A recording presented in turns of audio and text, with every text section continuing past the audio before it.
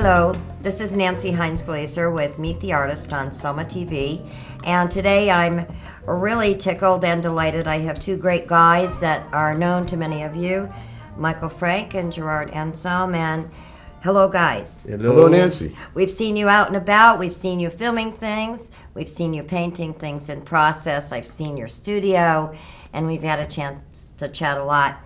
I'm so excited you're here because you're going to tell us about the collaboration you both formed. Just tell me briefly how it got started. What year did you start working on this? It was about 2 years ago now, 2010 I believe it was, right? Right, 2010. We were at an opening together. We were showing at the same gallery, the Gas Gallery, Rick Hauser's place. At the time, Gerard was part owner. And we were in a group show of many wonderful artists who live in Maplewood. And we started talking about death. Mm-hmm. And my father had just died. His brother had died a couple of years earlier. And it got us, we formed a bond. We became friends, close friends, quick friends. And then he said, you know, I've always wanted to collaborate with somebody. Like your work. I said, I like your work. Let's try it. Let's give it a shot. Yeah. So we did, and it was successful. And a partnership was born. That's and right. I remember, and that's when I first met you, Gerard, was at Gas. Mm-hmm. You had done a tribute, an exhibit of tribute work for your brother. Yes, I did this. Yeah, I did this every year, you know, for the last few years. And when I met Mike, you know, I was really, and I'm still working on this process of grieving, and it was really a straight, very, very, very fast connection about not just like a connection of grieving, but a philosophical question of what is it? What are we doing here?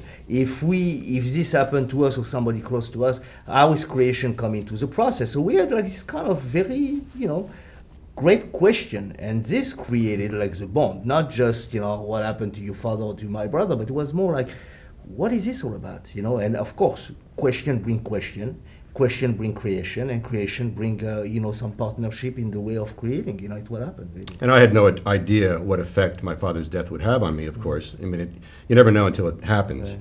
And I wasn't able to paint for a while. I was stuck. Finally, I did a painting called Fire and Light for Bernie, which took me out of the funk and got me going again. And then meeting him and working with Gerard has been wonderful and just has taken us to a new level. And, you know, just really artists do have the ability, or at least they try so hard to take something that might not be great and make it into something that's a creative and beautiful something. Well, that's part of the process. Exactly. Right. And I think that's what I was interested in, because many people just don't talk about their grief. Mm-hmm. Artists sometimes express it in artwork, sometimes they don't do anything. Right. Like you said, you lost your ability to paint for a while. Yeah.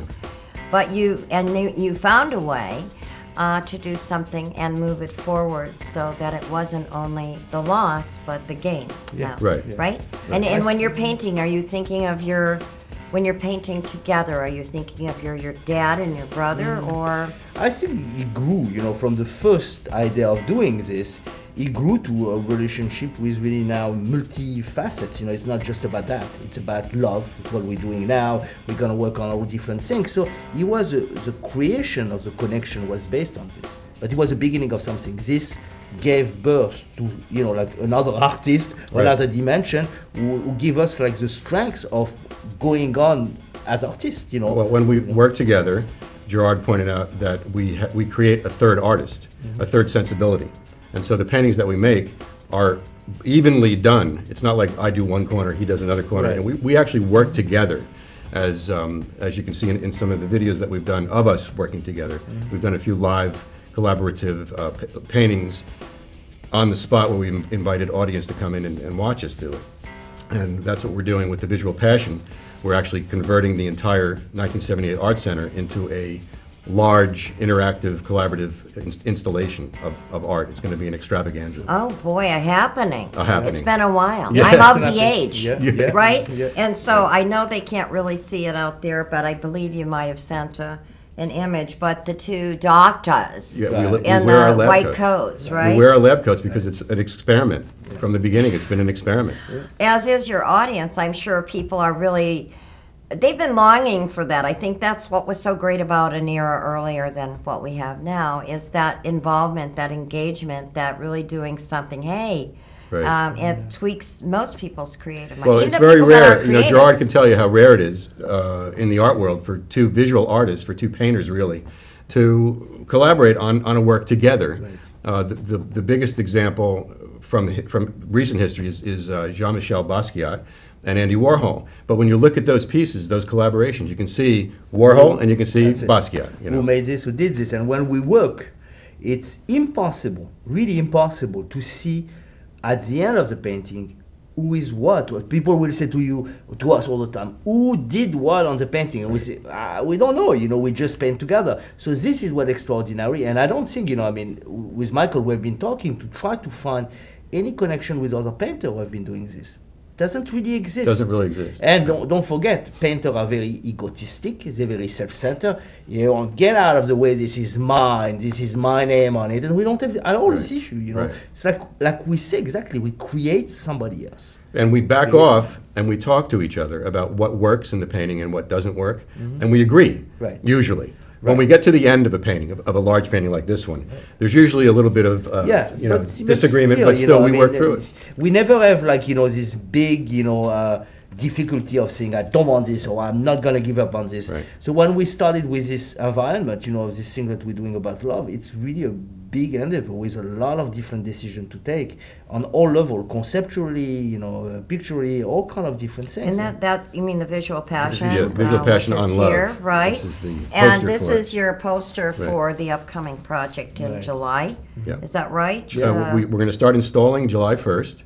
And the gallery will be open on the weekends for people to come in and see how we're doing from between 2 and 5. We'll have an open gallery section of time there. And then at the end of the month, starting Thursday the 26th, in the evening, will be of July 2012. Thank you. In the evening, we'll have the opening welcome reception with champagne toast, and we'll read a poem, and we'll pick a song, and we'll welcome people in. And then on Friday, Saturday, and Sunday, from 2 to 9, we'll have the Visual Passion Experience with people coming in and doing their own paintings, writing on the wall. We'll have a performance stage, and we'll have these two installations in the window. One side will be the good side of love, and one side will be the bad side of love, or the dark side of love. And so we have a lot of things in store, a lot of things in mind. Our website is www.visualpassion.net, so people can log on.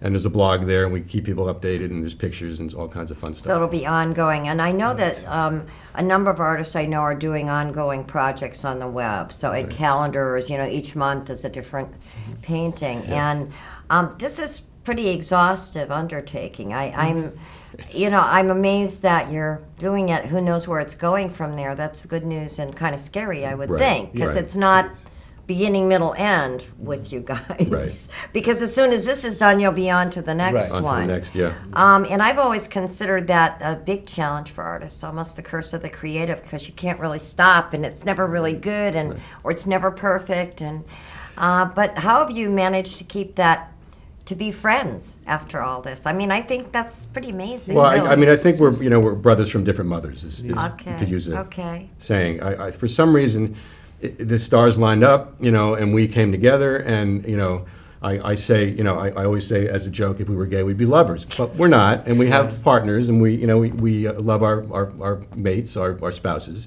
and we have a life outside of our art. I work at the Metropolitan Museum.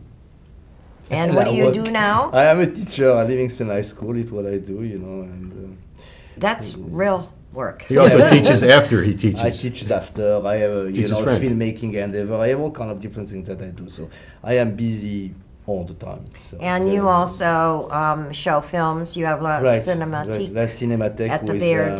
Who is going once a month on Sunday, where I show all kind of films. So Mikel is coming too, and I have a very good group of people. Session. Because the idea is really to look at film and really think about film and reflect on film, things that we used to do years ago. So I show a classic French movie or Italian movie, and a really discussion to follow with it, and it's been very successful. And he knows a lot about film. He really is right on the money. Well, this is really what. Well, you're from France originally. Yeah. Wait, did you come here in 1983 or something? Is that what you said? 82 I came. Yeah. And yeah, I have been here 25 years doing all kind of different things, obviously, and experimenting all these artistic differences. But film was really a big thing for me. From regular painter, painting, I went to film because I believe there is this tri-dimensional way of looking at everything in film. And it's what we're doing a little bit with the visual passion. It's like we include more than just painting. Most of the time, what I want to say, conceptual artists let painting go. They don't paint, but we want to keep painting because we are painters. So in this environment, you have everything. You have taping. We're going to tape people. We're going to ask people questions. We're going to have them writing. We're going to have them painting. We're going to paint a lot. So every aspect of creativity is going to be there. And when we create, and what we decided, we want the people to come out of this passion different than when they came in. They come in, they should come out differently. I don't see how they can't help but be changed. So, and they'll become part of the process. Yeah, we're going to videotape them, interview them, ask them some questions. But getting back to film, we're going to be showing a great film from 1928 by Carl Dreyer, which is called The Passion of Joan of Arc. And a good friend of mine who I went to high school with, Richard Einhorn, wrote a modern soundtrack to it called Voices of Light. He's coming to set that up on Saturday night, and we're going to show the entire film with his soundtrack. All right, and so at the end of all this, you guys will need a long nap. Yeah, long vacation. I'm exhausted listening to it all, and we have about a minute left before we go to break. So, you do big pieces or small pieces, or both sizes, small to big, we have big some. to These small? are the smaller of the Yeah. pieces right here, and which is what we brought in. We like to paint on hard surfaces, so we buy doors from Home Depot. And some doors are larger than others. As you walk into the gallery in 1978 for the Visual Passion, there will be two self-standing screens set up that we made out of 24-inch wide by 80-inch high doors. They'll be hinged together. Like this, like this. Like this. Something like that. Okay. Yeah. That's going to be. Are they Luan? That's the light side. They're Luan. Luan. Okay. That's the last painting that we did 2 weeks ago. At the Gas. 2 or 3 Well, weeks ago. we're going out for break, so when we come back, we're going to chat some more. Okay. And I really want to know even deeper about each of you, if you allow us to know more. We can do If you that. open up the door, so to speak, no open pun the door. intended. And don't turn that dial. Stay tuned. We're going to talk to Mikel Frank and Gerard Amsellem about Visual Passion, the upcoming collaboration. One of many, we are sure. So don't turn the dial. Come on back.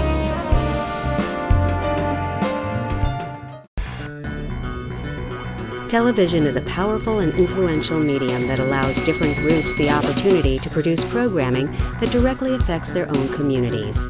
Public, educational, and government access channels ensure that all people, regardless of race, age, gender, disability, religion, or economic status, have access to local government information and the use of a public communication forum. Make sure everyone has a voice. Support your local PEG channels.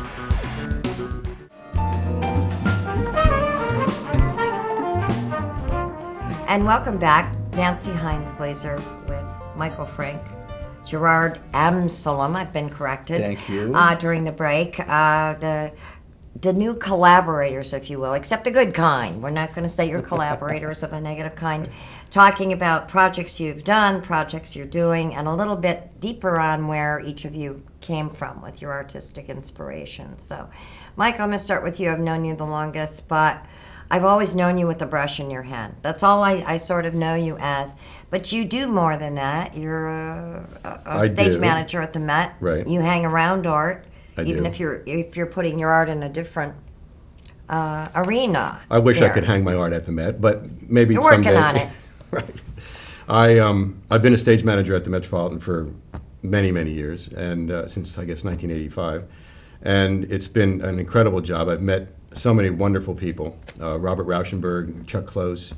I think I've heard of them. The list, could, Yeah, the I list don't goes wanna, on. I don't want to be a name dropper, but Yeah. working with Judy Collins on Monday. It's an exciting Okay. concert we're doing in the Temple of Dender. So there's a lot for me to do there. I work a lot of hours. There isn't much time for me to do the work I really love, which is my painting and working with Gerard. So I said to Gerard the other night, if we weren't going to the studio together, our studio together, I would go home and just, drop. But there's something about the collaboration that brings more energy to us, to both of us. And so even though we're exhausted and we're burning the candle at both ends, when we get together, we're excited and we want to make art. It's great. And I can tell you, I've taken enough photos of you to see you recently noticing a little bit of tiredness in there. I do see, but it is because you're driven. And Gerard, tell me. I think we covered a little bit about your film background, and you were from France. Right. And but what other stuff have you done? Because you've done besides being a teacher. Are you an art teacher or? No, I am a language teacher and a film teacher. So I started as being a language teacher. Because I was certified in French, and it was really. But I traveled around the world before that, So I have a very extensive travel, experience. And after that, I went into teaching, with the idea to have like a more stable life and be able to, paint. But I realized that teaching took a lot of part of my life. Little by little into teaching, I realized that one thing that there was not into teaching was a film class. But a film appreciation class exists very rarely in high school. So I started to implement this. It took me a couple of years, and it's what I teach now. I teach like most of it French and film.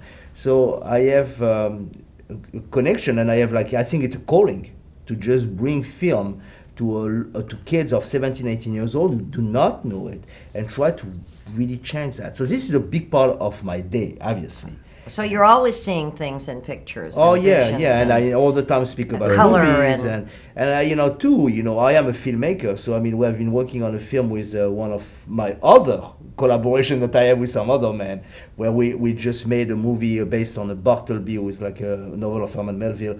Will come out sometimes, in festivals. So this and obviously the film club and the painting. We're talking a very, very heavy schedule, but all bringing me some great things, Yeah, and the non-stopness of it. To me, it's like, throw the watch away. Yeah. Because, if you sleep, I guess you sleep. I don't know. Well, you have to sleep. Yeah. On occasion, but... I get up at 5:30 in the morning, and I go till about, 11 o'clock at night, and I drop. Yeah. Right? You too. Yeah, it's what's, this idea of there is this idea into this that I all the time think that, not saying we're getting older, but with this idea of we feel, or I feel, that if it's not now, it's gonna happen. So I want to try, and this is really, I say this to everybody, I say, I want to try to do as much as I can. I want to be able to be creative, because this, like I was saying to Michael, after we paint, I feel alive.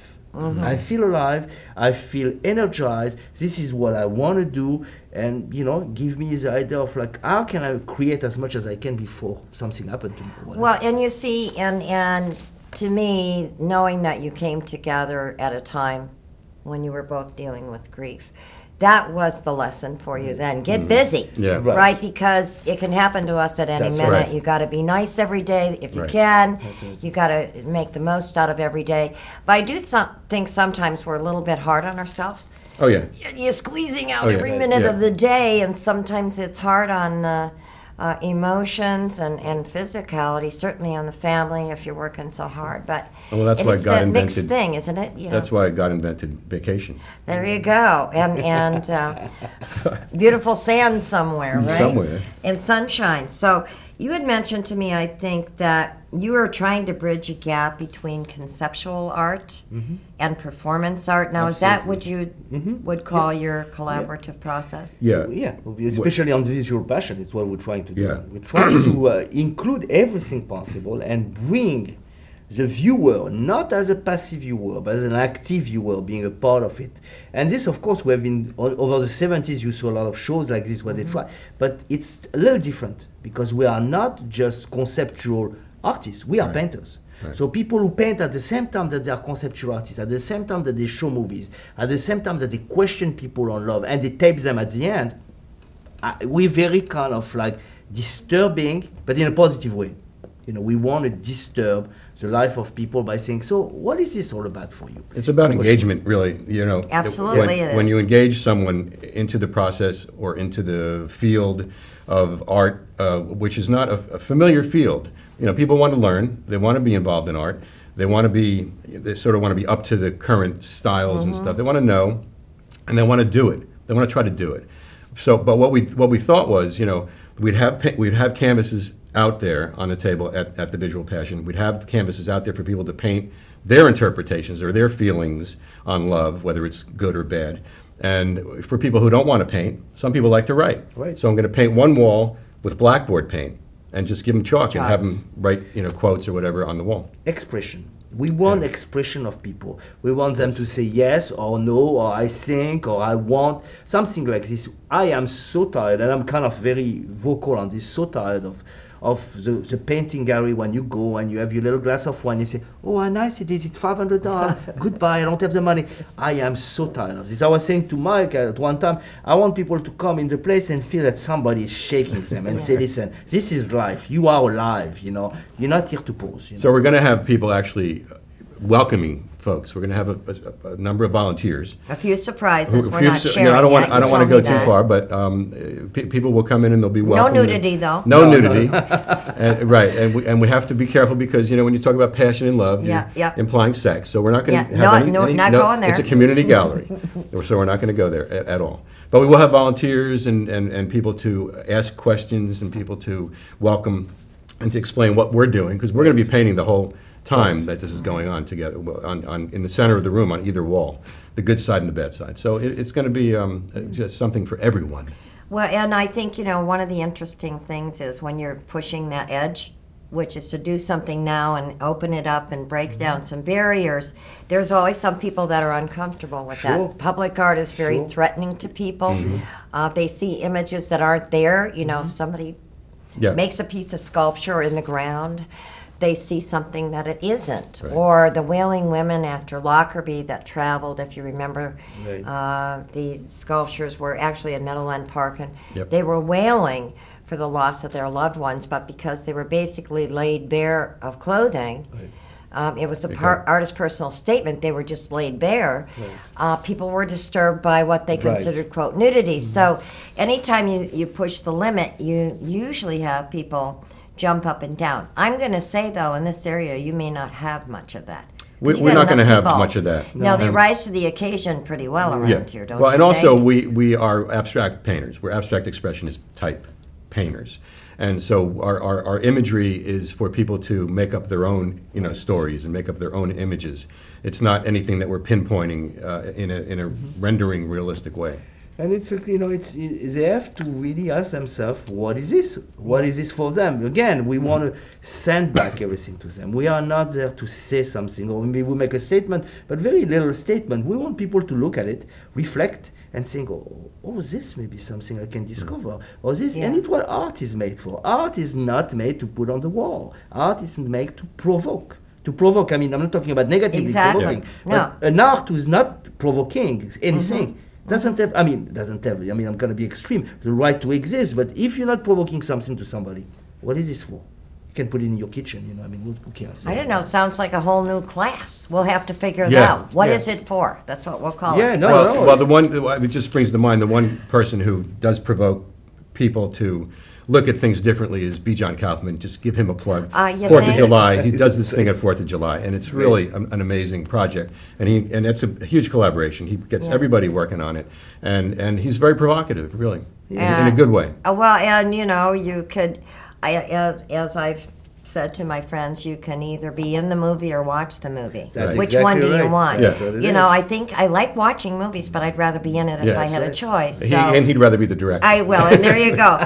And so we'll have to make sure we look for that film. And that's what is it again? Bartleby. It's called Bartleby. Okay. And it will be we are finishing the final editing in the next month or so, and try to enter in festival. And we're certainly going to as many festivals as you can and watch it. And I don't know if it's going to be released never in movies theater, but in short, maybe a documentary festival it will be. Well, and you got started from the gates, and we have like 2 minutes left is all, but you got started in being jazzed up by the gates, so certainly B. John and his grand scale he's like the Christo golden of Maplewood. Quadrangle or whatever the mathematical concepts. Fibonacci triangle. Thank you. I knew it was something. Well, I have like a minute and a half. Okay, well, let me quickly just say. Give me a whip through that whole experience of the gates. It was an amazing experience for me. Christo and Jean-Claude. I got 2 minutes. That's it. Michael, you can talk fast. I can talk fast. 2 minutes. I can say a lot of things. Christo and Jean-Claude I met years ago, and they did this piece in Central Park called Gates of Central Park. And there were 7,501 gates, and I built 100 of them with my crew.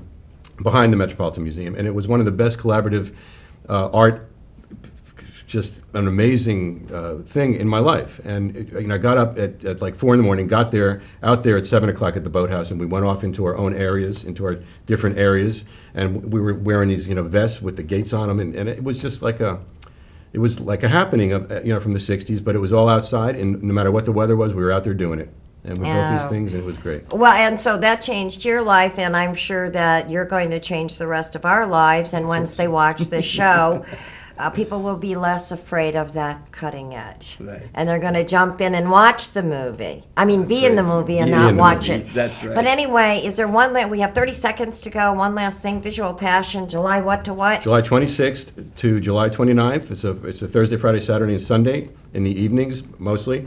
And everybody's invited. It's free, open to the public. It's going to be great. And look at the schedule that we have a schedule of Friday, Saturday with everything that's gonna happen online. All kinds of stuff On the website. Anyway, things, so everybody out there, make sure you go to see and hear and experience Visual Passion, Gallery 1978. And we want to thank you for joining us, and thank you guys for having the passion visually and energetically to keep us engaged. Thank you so much, and thanks for joining us out there. Thank you.